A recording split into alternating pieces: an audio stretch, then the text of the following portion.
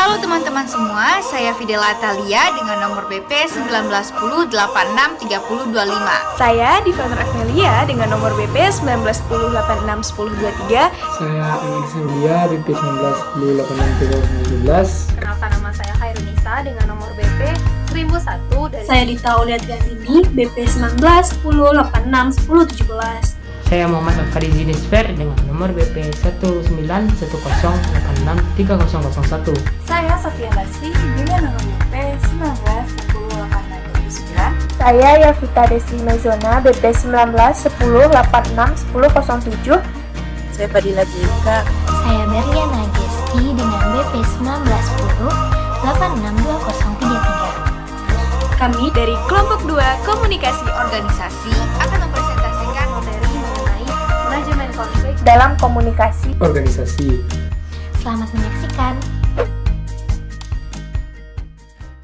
Saya akan menjelaskan mengenai hambatan komunikasi dalam organisasi. Hambatan yang pertama yaitu hambatan teknis, keterbatasan fasilitas dan peralatan komunikasi. Dari sisi teknologi, adanya temuan baru di bidang kemajuan teknologi, komunikasi dan informasi, sehingga saluran komunikasi dapat diandalkan dan efisien sebagai media komunikasi. Menurut Cruden dan Sherman, ada jenis kehambatan teknis dari komunikasi. Yang pertama, tidak adanya rencana atau prosedur kerja yang jelas. Kedua, kurangnya informasi atau penjelasan. Ketiga, kurangnya keterampilan membaca. Keempat, pemilihan media atau saluran yang kurang tepat. Kedua, hambatan semantik. Pada hambatan semantik, seringkali proses penafsirannya yang keliru. Tidak adanya hubungan antara simbol dan apa yang disimbolkan. Dapat mengakibatkan kata yang dipakai atau yang ditafsirkan sangat berbeda dari apa yang dimaksudkan sebenarnya. Untuk menghindari miskomunikasi semacam ini, biasanya seorang komunikator harus memilih kata-kata yang tepat sesuai dengan karakteristik si audiensnya dan melihat kemungkinan penafsiran terhadap kata-kata yang dipakainya. Yang ketiga, hambatan manusiawi.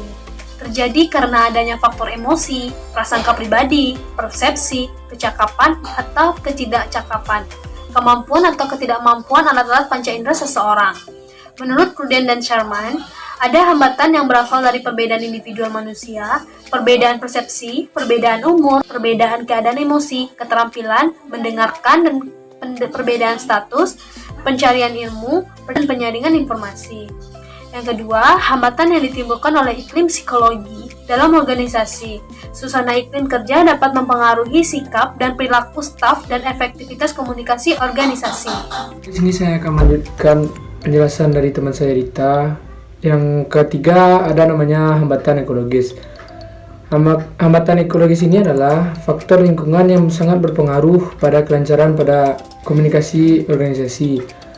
Ada banyak kasus komunikasi yang terhambat akibat gangguan dari lingkungan tempat berkomunikasi tersebut. Misalnya lingkungan yang ramai atau bising, orang banyak yang berlalu lalang, suara petir atau hujan, dan suara kendaraan yang berlalu lintas. Seorang komunikator yang handal akan memperhatikan hambatan ekologis ini untuk memperlancar komunikasi organisasinya. Misal seperti saat rapat divisi, yang memudahkan kamu adalah pilih ruangan yang tenang dan terbebas dari suara yang mengganggu. Jika saat melakukan komunikasi melalui telepon seperti telekonferensi, harus dipilih tempat atau ruangan yang bebas dari menokok atau susuran yang lainnya. Dengan antisipasi ini, proses komunikasi bisa berjalan lancar dan efektif. Yang terakhir itu hambatan sosio-antropsikologis. Hambatan sosio-antropsikologis ini terjadi pada sisi komunikan atau audiens atau penerima informasi dalam proses komunikasi tersebut. Terbentuk dalam keadaan yang situasional. Artinya pembicara atau komunikator benar-benar paham dengan situasi atau kondisi saat berkomunikasi berlangsung. Karena situasi sangat berpengaruh terhadap proses komunikasi yang berefek langsung pada keaktivitasan organisasi komunikasi.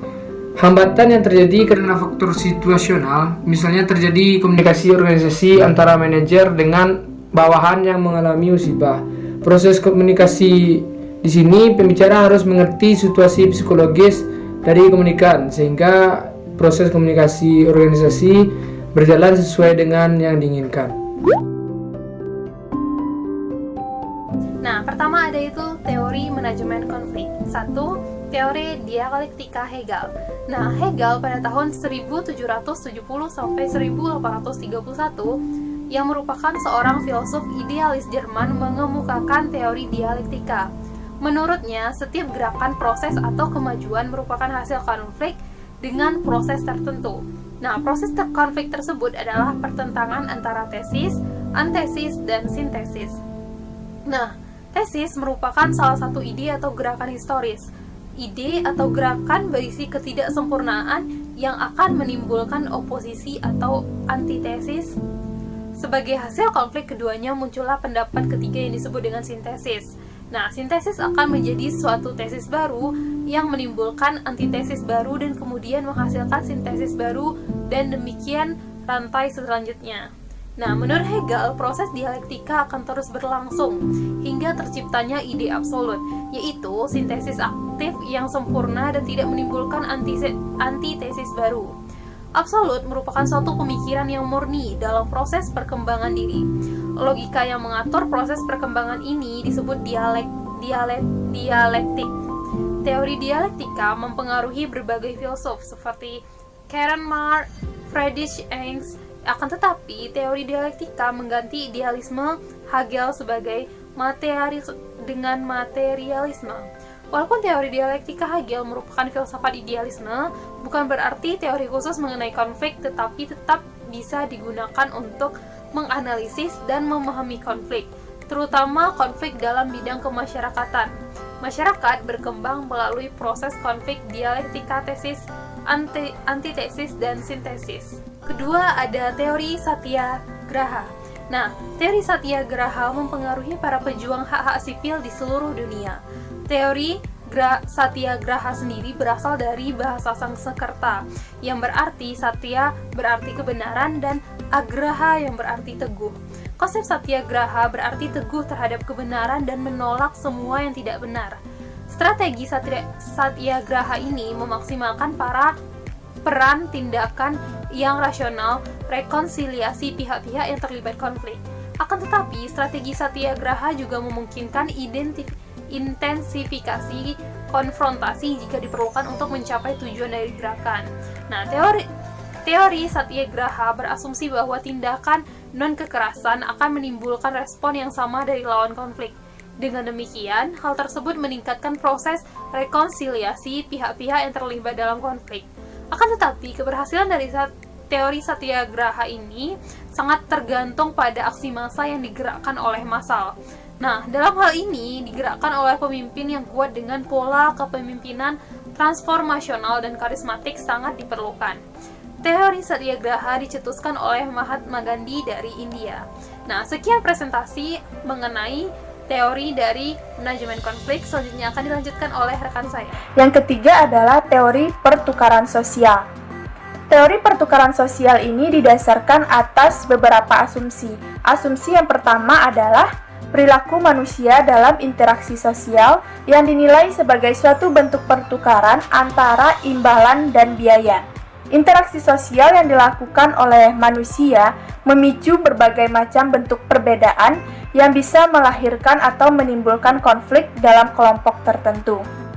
Asumsi yang kedua adalah dorongan berperilaku untuk memenuhi kebutuhan pribadi. Manusia seringkali menjalin sebuah hubungan dengan memanfaatkan semaksimal mungkin untuk keuntungan pribadinya dan mengabaikan kepentingan orang lain. Hal inilah yang memicu terjadinya konflik dan rusaknya hubungan interaksi sosial antara manusia. Asumsi yang ketiga adalah hubungan interaksi sosial yang memicu lahirnya konflik. Ada beberapa hal yang menyebabkan lahirnya konflik akibat interaksi sosial yang dijalin dalam kelompok, yaitu keadilan, persamaan hak, dan ada juga pengaruh dari kekuasaan. Ketiga hal ini bisa memicu lahirnya konflik apabila ada beberapa kelompok atau golongan tertentu yang merasa dirugikan atau dalam kelompok tersebut tidak terdapat kesepakatan. Teori manajemen konflik yang keempat adalah teori permainan.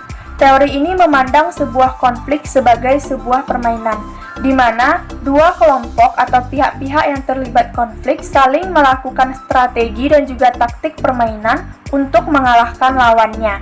Itulah kenapa teori ini disebut sebagai teori permainan. Yang kelima ada teori fase. Teori ini digunakan untuk memahami proses terjadinya konflik. Dalam teori ini, konflik antar kelompok dibedakan menjadi 4 fase. Yang pertama ada fase potensi konflik, yang mana pada fase ini konflik yang terjadi masih dalam intensitas yang sangat rendah. Kemudian yang kedua ada fase pertumbuhan. Pada fase ini, pertentangan yang terjadi dalam kelompok lebih diperlihatkan. Kemudian yang ketiga ada fase pemicu dan eskalasi. Pada fase ini, permulaan kekerasan massal merupakan suatu lambang fundamental dari sebuah konflik yang terjadi. Kemudian yang keempat, ada fase pasca konflik. Pada fase ini, pihak-pihak yang terlibat konflik mulai kembali membangun hubungan damai dan saluran komunikasi. Kemudian yang keenam, ada teori ruang. Morton Dutch menyebutkan bahwa proses resolusi konflik yang terjadi dan melibatkan pihak-pihak tertentu dipengaruhi oleh konteks ruang di mana konflik tersebut terjadi. Ia juga mengemukakan 2 jenis interdependensi yang terkait dengan situasi konflik. Yang pertama ada interdependensi promotif, di mana pihak yang terlibat konflik berasumsi bahwa perolehan salah satu pihak yang terlibat konflik akan menghasilkan perolehan bagi pihak lainnya, dan begitu pun sebaliknya. Kemudian yang kedua ada interdependensi kompetitif, yang berpersepsi bahwa perolehan yang dicapai pihak yang terlibat konflik menyebabkan lawannya mengalami kekalahan. Sekian pembahasan yang dapat saya sampaikan, kemudian akan dilanjutkan oleh rekan saya. Yang ketujuh, teori sistem organisasi. Teori ini digunakan untuk memberikan analisa terkait dengan konflik dan manajemen konflik. Teori ini dikemukakan oleh Ludwig von Bertalanffy yang menjelaskan bahwa organisme merupakan suatu sistem yang terintegrasi dari struktur-struktur dan fungsi-fungsi yang saling berkaitan. Dalam teori ini, Ludwig mengatakan bahwa untuk memahami sesuatu, kita perlu memahami keseluruhan dari sesuatu tersebut.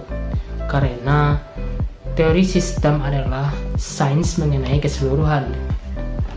Kedelapan, teori negosiasi muka.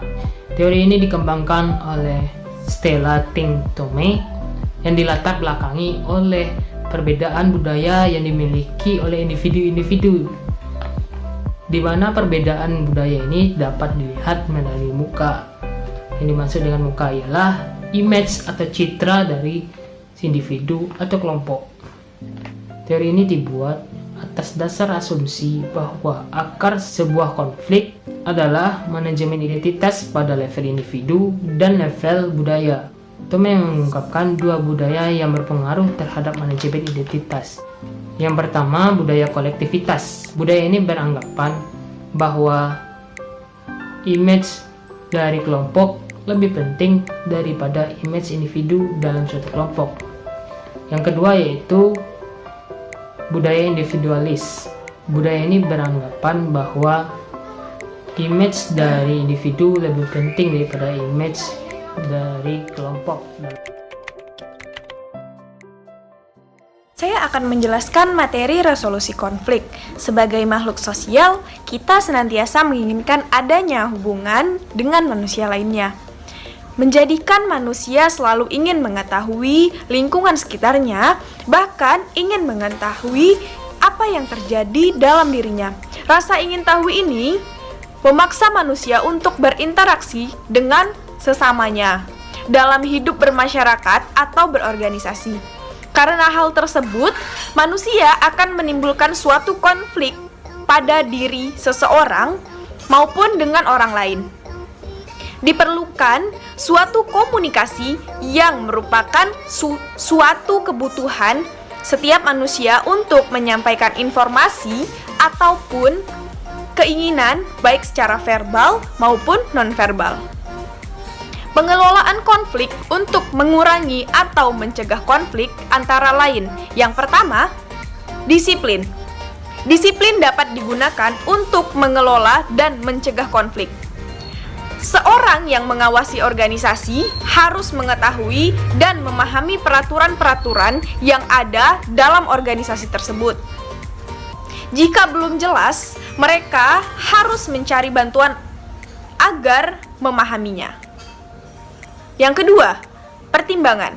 Pengalaman dalam tahapan ini, kebutuhan konflik dapat dikelola dengan mendukung anggota atau partisipan untuk mencapai tujuan sesuai dengan pengalaman dan tahapan hidupnya. Misalnya, anggota tim basket junior yang berprestasi dapat dipromosikan untuk mengikuti pendidikan ke jenjang yang lebih tinggi. Sedangkan bagi anggota senior yang berprestasi dapat dipromosikan untuk menduduki jabatan yang lebih tinggi. Yang ketiga, komunikasi. Suatu komunikasi baik akan menciptakan lingkungan yang nyaman dan kondusif. Suatu upaya yang dapat dilakukan manajer untuk menghindari konflik adalah dengan menerapkan komunikasi yang efektif dalam kegiatan sehari-hari, yang akhirnya dapat dijadikan sebagai suatu cara hidup atau aturan. Yang keempat, mendengarkan secara efektif. Mendengar secara efektif merupakan suatu hal yang penting untuk mengelola konflik. Untuk memastikan bahwa penerimaan para ketua organisasi telah memiliki pemahaman yang benar, mereka dapat merumuskan kembali permasalahan para anggota sebagai tanda bahwa mereka telah mendengarkan. Kemudian beberapa strategi mengatasi konflik antara lain yang pertama, contending atau bertanding, yaitu mencoba menggunakan solusi yang lebih disukai salah satu pihak atau pihak lainnya.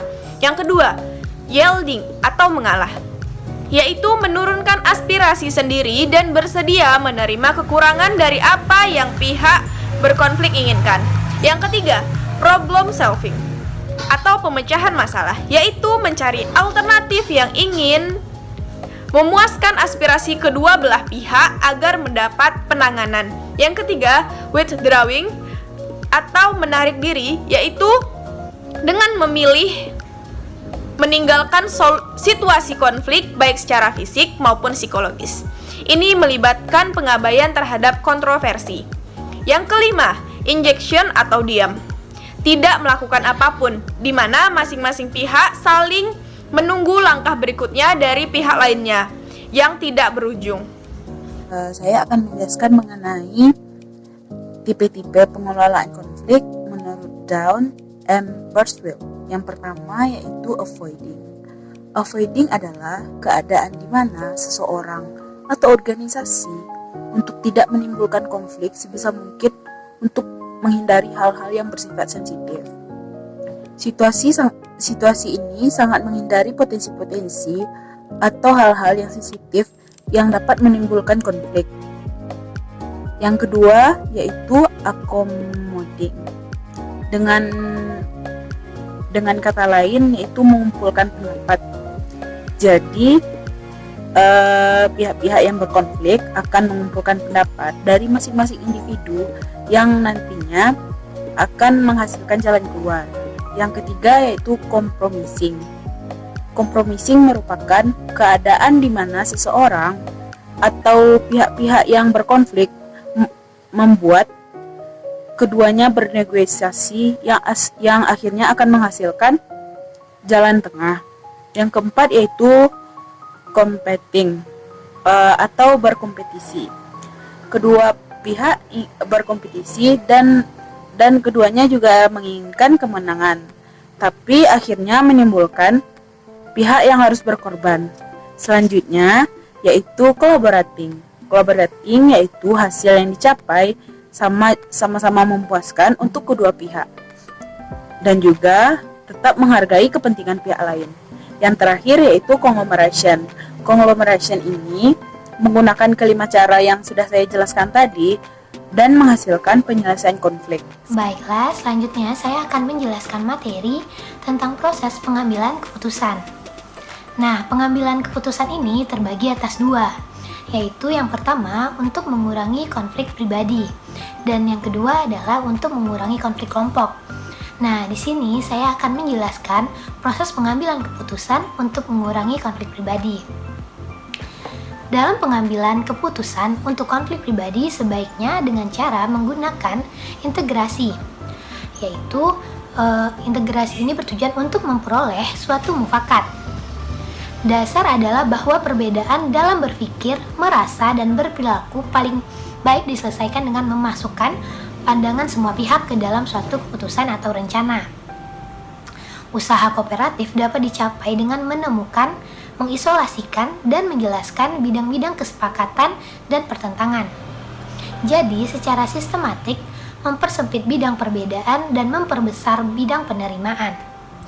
Menurut Wayne, Peterson, dan Burnett, dalam buku Technique for Effective Communication, dua bidang perbedaan yang perlu dikelola. Yang pertama yaitu perbedaan dalam pemahaman, dan yang kedua adalah perbedaan dalam perasaan.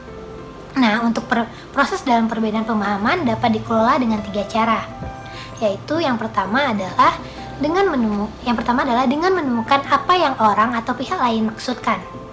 Sering suatu pernyataan sederhana mengenai apa yang seseorang maksudkan menghindarkan peningkatan pertentangan. Yang kedua adalah dengan mengecek kebasahan bukti dan penalaran. Pertentangan dan konflik sering berkembang karena dua orang mungkin mengajukan alasan dari data yang sama dan membuat kesimpulan yang berbeda. Nah, Anda mungkin ingin menemukan sumber bukti untuk menentukan keakuratan bukti tersebut. Yang ketiga adalah dengan mengidentifikasi suatu nilai atau tujuan yang lebih mendasar, yang kadang-kadang disebut juga dengan tujuan yang unggul. Ketika pertentangan didasarkan pada perbedaan dalam frekuensi atau nilai, pemahaman mungkin meningkat dengan mengidentifikasikan suatu nilai yang lebih mendasar yang diterima oleh semua pihak tentunya. Nah, mungkin sekian dari saya, selanjutnya akan dilanjutkan oleh rekan saya. Terdapat 5 cara yang dapat dilakukan untuk meminimalisir konflik yang ada pada sebuah kelompok. Yang pertama yaitu memastikan bahwa informasi untuk mengatasi masalah dapat ditemukan, lalu diberikan kepada kelompok-kelompok yang terlibat agar dapat diselesaikan. Yang kedua yaitu pembagian pekerjaan yang sama dan adil antara anggota-anggota kelompok. Selanjutnya yang ketiga, buatlah hubungan yang baik antara satu sama lain. Bagi kelompok yang memiliki satu masalah, dipersilakan untuk memberikan pendapatnya mengenai hal yang menjadi permasalahan tersebut agar dapat diselesaikan bersama-sama. Yang keempat yaitu temukan musuh bersama. Dengan menentukan musuh atau lawan bersama akan membentuk kekuatan dalam kelompok untuk melawan musuh atau lawan tersebut. Hal ini juga dapat meminimalisir konflik serta meningkatkan hubungan para anggota kelompok. Yang kelima sampai yang terakhir yaitu identifikasi atau kembangkanlah tujuan bersama. Tujuan ini dapat menentukan organisasi ke depannya.